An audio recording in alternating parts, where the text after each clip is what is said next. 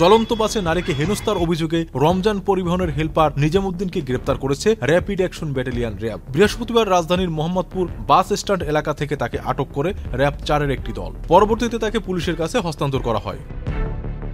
RAB 4-এর operation officer major Mohammad Abrar Faisal Sadi বলেন, ঘটনার ভিডিওতে স্পষ্ট দেখা গেছে নিজামুদ্দিন চলন্ত বাসে এক নারীকে আঘাত করছেন।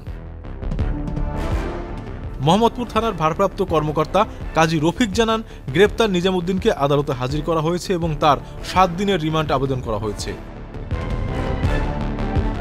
ঘটনাটি ঘটে 29 অক্টোবর। রাজধানীর এক চলন্ত বাসে এক নারীকে পোশাক নিয়ে হেনস্থা করা হয়। ঘটনার ভিডিওটি সামাজিক যোগাযোগ মাধ্যমে ছড়িয়ে পড়লে ব্যাপক সমালোচনার সৃষ্টি হয়।